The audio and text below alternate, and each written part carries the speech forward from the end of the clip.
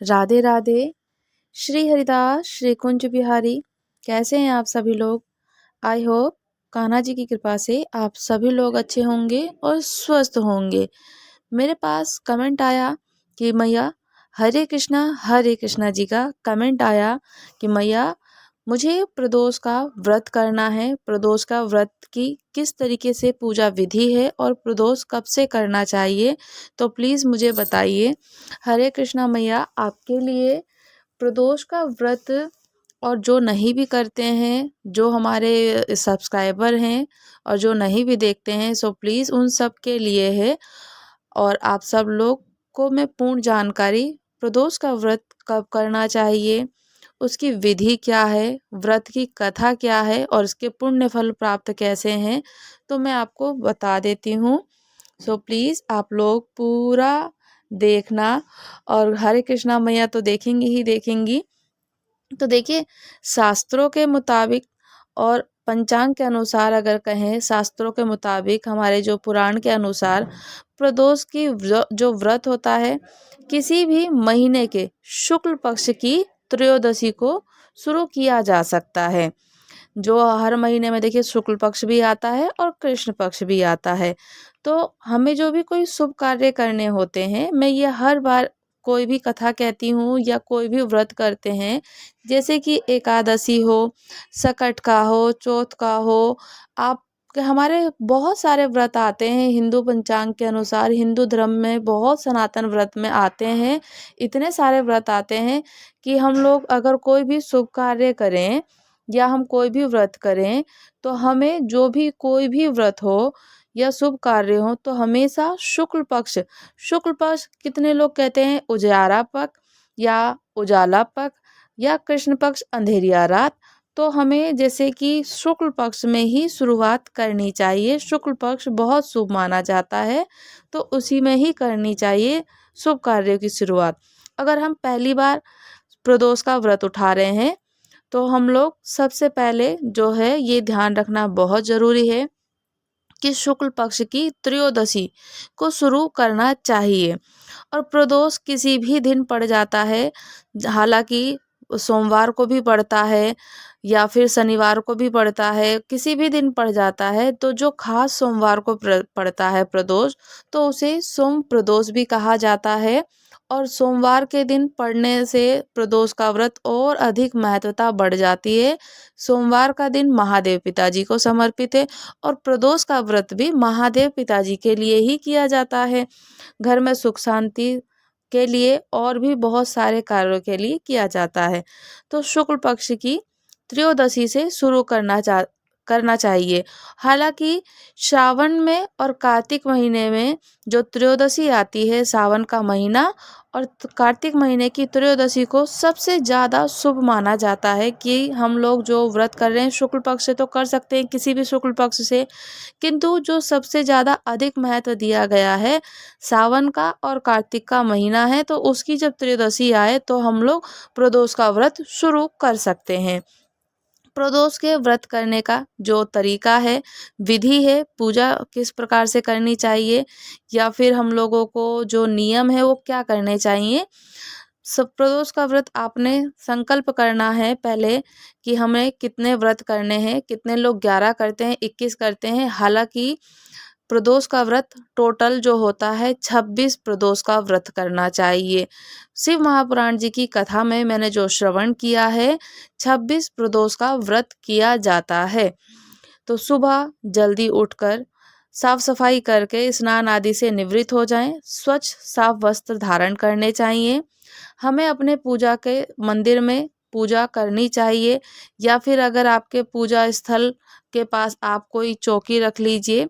पहले वहाँ पर आप साफ सफाई करके गंगा जल से छिड़क कर चौक पूजना चाहो तो चौक भी पूज सकते हैं। चौक कैसे पूजना है, चौक कैसे पूरना है, चौक पूजना एक तो गेरू मैंने बताया था, जो कि एकादशी में हमें बहुत अच्छे से मिल जाती है। जो देवउठान एकादशी आती है तो कुम्हार लोग बहुत बेचते हैं गेरू, वहाँ पे मिल जाता है। वो साफ शुद्ध होता है, वो शुद्ध माना जाता है। और जो सबसे और ज़्यादा शुद्ध है, आटा और हल्दी, ये हमारे घर में हमेशा रहता ही रहता है। आटा हल्दी से आप चौक पूर सकते हैं। तो आप पूजा स्थल से गंगा जल को छिड़क करके साफ सफाई करके चौक पूरना चाहिए तो आप चौक पूर सकते हैं। फिर एक वहाँ पर पटरा रख कर, पाटा रख के भगवान शिव जी की मूर्ति है या फिर शिवलिंग है या फिर चित्रपट है, जो भी आपके समक्ष में हो आप उनको रखिए वहाँ। उस चित्रपट को, शिवलिंग को या फिर श्री विग्रह को आप उनको रख कर उस पर पूजा अर्चन किस तरीके से करनी है, सुबह को भी पूजा करनी है और शाम को भी पूजा करनी है। दूध, दही, घी, शहद, ये पंचामृत का अभिषेक करना है।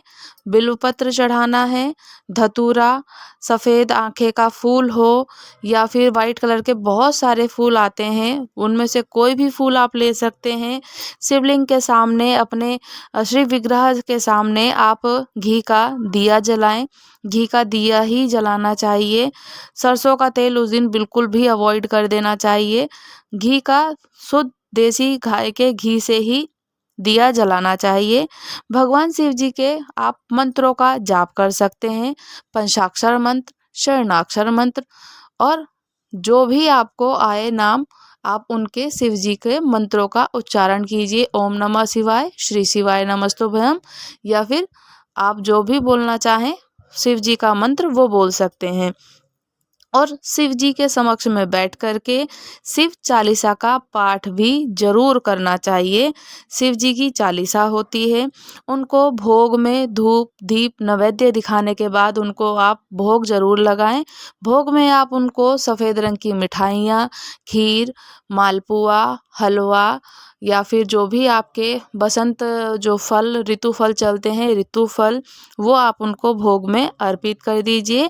और प्रदोष के व्रत की कथा की किताब आती है, अगर किताब नहीं है तो आपके समक्ष में आप ऑनलाइन भी सुन सकते हैं, पढ़ सकते हैं, श्रवण कर सकते हैं और फिर पूर्ण रूप से उसको चालीसा का पाठ कीजिए। शिव जी की चालीसा का पाठ कीजिए।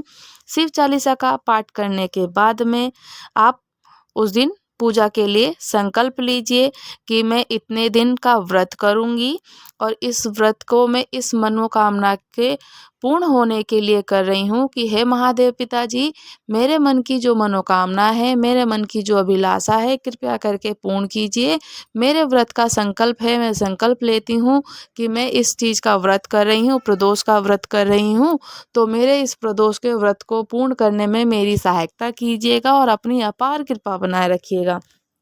हम प्रदोष के व्रत वाले दिन जो शाम को एक टाइम भोजन कर सकते हैं, दोपहर में एक समय फलाहार कर सकते हैं और ब्राह्मणों को भोजन भी करा सकते हैं, दान दे सकते हैं। प्रदोष के बारे में जो भी हो कि कहते हैं कि अपनी भक्ति और श्रद्धा के मुताबिक जितना चाहे आप उतना व्रत कर सकते हैं, जितना आपने संकल्प लेना है। पर पहले दिन ही आपने संकल्प ले लेना है कि मैं इतने व्रत करूंगी, या फिर 11 या फिर 21 या फिर 26, तो पहले दिन ही हमें संकल्प ले लेना है कि मैं इतने दिन का व्रत करूंगी। मान्यता ये भी है कि ऐसा करने से भगवान जी की, शिव जी की कृपा से सब कुछ, हमारे दुख दर्द तकलीफ़ें ख़त्म हो जाती हैं। और प्रदोष का व्रत जो होता है त्रयोदशी से ही शुरू होता है और त्रयोदशी पे ही उद्यापन करना चाहिए। तो ये प्रदोष के व्रत का तो नियम इसी प्रकार से है कि प्रदोष का व्रत पूर्ण रूप से आप कर सकते हैं। जो कि मैंने बताया कि संकल्प आप पहले दिन ही ले लीजिए कि प्रदोष के व्रत का संकल्प पहले दिन 11, 21, 26 पर 26 महत्वपूर्ण होते हैं, 26 व्रत करने चाहिए। तो ये प्रदोष के व्रत के नियम है कुछ जो कि हमें ध्यान रखना चाहिए और इसी प्रकार से हमें सेवा पूजन अर्चन करनी भी चाहिए। तो क्या हम जान सकते हैं कि पीरियड्स में प्रदोष का व्रत कर सकते हैं? तो पीरियड्स में हमें प्रदोष का व्रत नहीं करना चाहिए बिल्कुल भी, क्योंकि कोई भी जो पूजा होती है तो हम पूजा नहीं कर पाएंगे तो कोई फ़ायदा ही नहीं होता है। तो हमें उस दिन वो व्रत छोड़ देना चाहिए और व्रत छोड़ के अगले बार का इंतज़ार करना चाहिए। दूसरी बार का जो व्रत हो तब करना चाहिए। तो वो व्रत आप काउंट कीजिए कि आपका एक व्रत और हुआ। तो जैसे कि पशुपतिनाथ जी का व्रत होता है, तो इसी प्रकार से ये भी है कि हम लोग जब ऐसे ये हमें हमारे साथ प्रॉब्लम होती ही होती है, तो आप लोग इस चीज़ के लिए भी परेशान ना होए, निश्चिंत रहें। ये हम लोग उस दिन का व्रत छोड़ सकते हैं। मैया के लिए संपूर्ण जानकारी, क्योंकि उन्होंने कहा है कि उन्हें व्रत को शुरू करना है। तो जब हम कोई भी व्रत शुरू करते हैं तो हमें उसकी संपूर्ण जानकारी होनी चाहिए, पूर्ण रूप से हो, ताकि हम लोगों से कोई त्रुटि ना हो, कोई किसी प्रकार की कोई गलती ना हो जाए। तो हम लोग इतनी कोशिश करें कि जो अपनी तरफ से बन पड़े वो हम ज़रूर करें। बाकी तो शिव जी की कृपा है, महादेव पिताजी की कृपा है, हमारे ठाकुर श्री जी की कृपा है। ठाकुर जी तो करते ही करते हैं। पीरियड्स में हमें व्रत नहीं करना चाहिए, क्योंकि इस दिन हम लोग अशुभ होते हैं, अशुद्ध होते हैं, तो हमें व्रत करना ही नहीं चाहिए।